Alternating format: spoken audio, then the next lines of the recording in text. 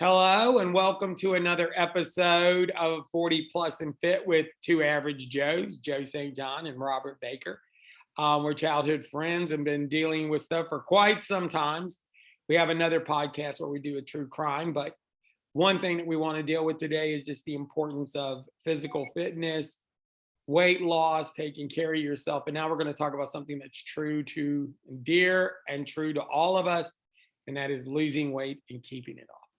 And Robert, I know you've been dealing with that the last few months. Yeah, we had said this, I believe, in an earlier episode long ago and far away that the beginning of COVID, I had a treadmill that was basically had become a clothes hanging thing out in my garage, and I had it moved down, and I ended up losing. I started intermittent fasting, and I was working out properly, and I was eating properly. So I was up to almost 290 some pounds, and I got down to 190. And then I have been sick intermittently, probably for 3 or 4 months, and I lost motivation. So I've gained like 30, 40 pounds back. So I'm kind of disgusted with myself. The treadmill is down there, but it's lonely.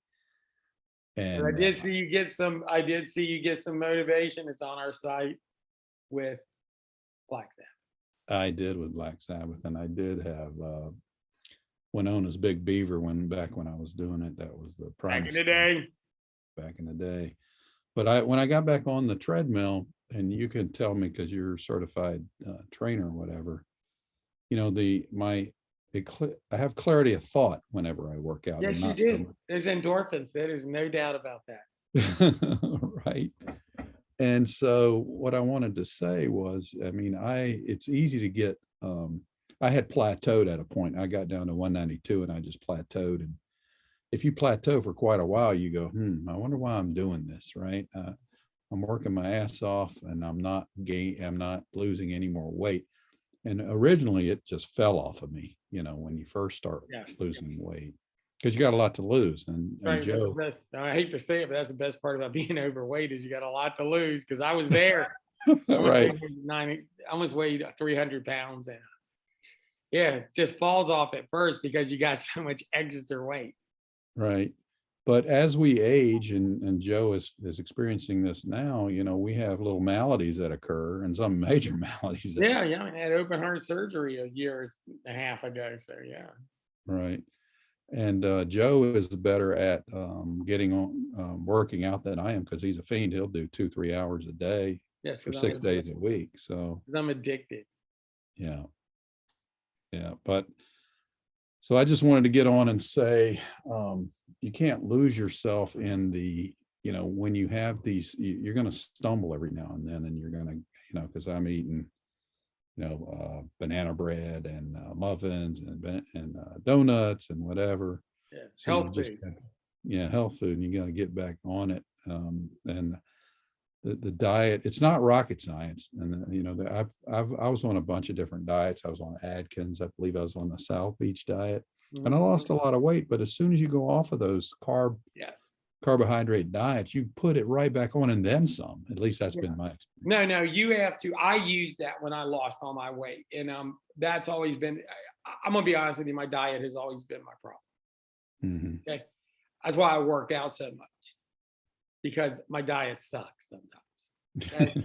Right. But if you just think cutting carbs are going to be there and without working out, no, that's exactly what happens, because once you go back to eating them, that weight goes back on you. Yeah.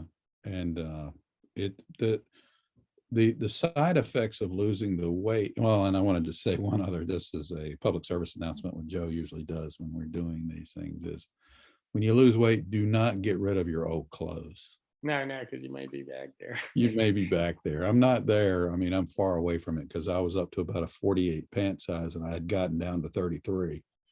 And now but keep them, and even I've done this. I did this. I will put them on sometimes just to laugh that I was that. I do too. I mean, I'm an attorney by trade, and I have custom made suits, but I look like Ethiopian, a homeless person in these suits, or at least I used to. I mean, I'm getting closer to fitting into them again, but you don't like your clothes away. Like I said, I used to have a pair of pants for people that don't know as a police officer, and I don't think I have them anymore.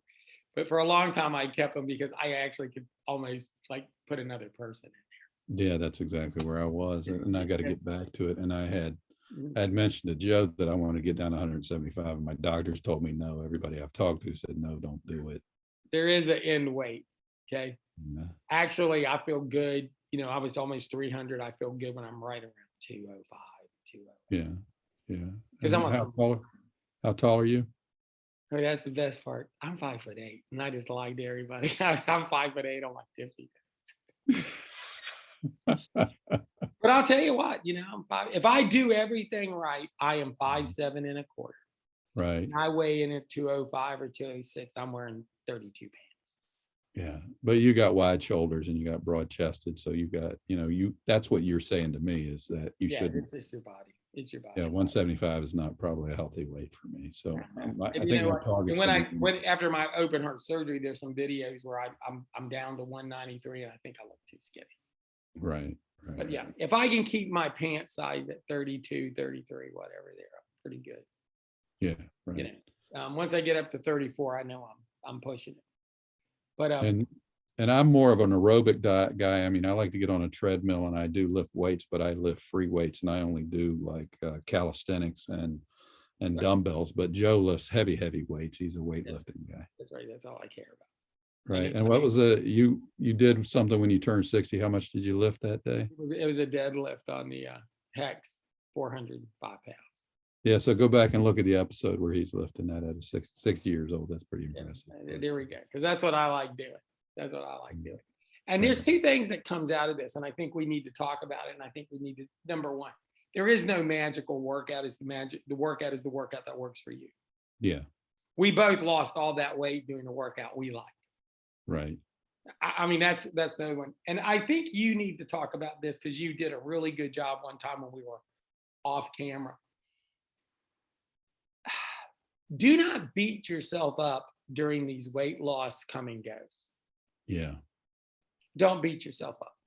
Yeah, because it's easy to get discouraged and it's counterproductive, honestly. No. It's when you turn this into a battle with yourself Mhm. and you start tearing yourself up, you are going to accomplish nothing.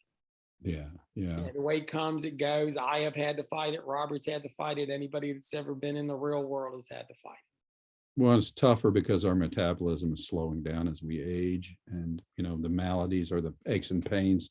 I mean, I told Joe I got up just this week, and I felt gravity holding me down. That's Right. right. That's right. I've done it, man. You get older, you feel it. And I think that you shouldn't, I don't think that you should not be honest about that. Hmm. I think you have to go, hey, I'm in my case, I'm 60, and I feel 60 sometimes. Other times I feel great. But I think that when you start beating yourself up, that is the beginning of the end. Yeah. I believe that in more ways than I care to ever admit. Once you start beating yourself up, it's just terrible. Yeah, and Joe has validated it for me, but there is no magic bullet. It's not rocket science. It's calories in and calories out. Yeah, and it's actually being mindful of your workout. That's why it's so important that you do something you like. Yeah. Okay, be mindful of your workout, something that you like. If you hate it, drop it. There's got to be something else. If there was anything else I liked about ISSA when I got certified by them, if Mhm. there's a whole situation where they're telling you as a trainer, you need to have plan B, C, and D. You're going to walk into the gym and you're going to go there and you're going to go on this piece of equipment. Now all of a sudden this equipment's broken, or Mhm. somebody is sitting on it. There's a video about that when I think of that. Yeah, right. Or there's some problem with that piece of machinery. Mhm. Your client cannot wait. You have to go to plan B, C, or D. And if you Right. don't, that's a problem. Yeah. And Right. it's the same thing with you, even if you don't have a trainer. If Mhm. you are working on here and you read in some book, this one exercise is the miracle exercise, you go, I hate that exercise. It puts pressure on a joint. It's Yeah. something you're not comfortable doing. Then Mhm. don't do it. That muscle has to have another exercise that we can do. But most importantly, don't beat yourself up. Yeah. Yeah, you have to. be the best you. And that's what Joe was saying in one of the other videos is you can't, you live inside your own head and you have to, the battle is within you. It's not within anywhere else. You've got to think it through and not, it's, I mean, I feel so good after I exercise. I forget why I don't, right? Right. It's the best feeling in the world after you exercise and it's the best thing in the world. Yeah. But that's all I wanted to say today was we just wanted to touch base and get back on here. We have a couple of other podcasts we're doing.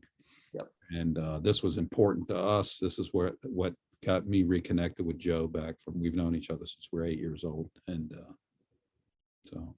And let me emphasize something to you. We're going to probably do something when I can get back, and you got to have the privacy to do what I want to do, which is to go in the gym and show you some exercises. And I'm going to work on that. But there's 8 million videos on that. Right. What there isn't any videos is taking care of yourself. Right. And explaining to you why you're doing the workout, Mm-hmm. and to motivate yourself and to keep yourself straight too. And that's really what we want to do too. You can go here and learn how to do some leg press thing. There's 8 million videos on there, but there's nobody telling you why you need to do it and how to motivate yourself and what happens after you turn 40. I'm a big believer in this, and I'm going to say it again.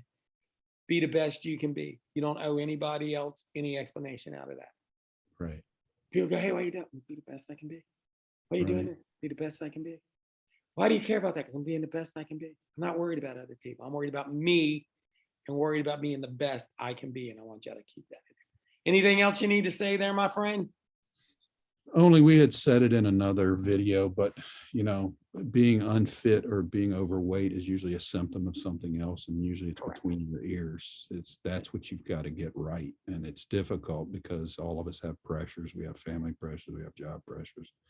We have health issues, but once you do it, you will see, just like Joe and I have, that it makes a big difference in your life and your quality of life. That's all. That's it. It's a battle within yourself. So you have to do it for yourself. Yep. Once you understand that, the rest of it's easy peasy. Okay, guys, we'll see you next time. We'll do some more videos like this. And until then, see ya.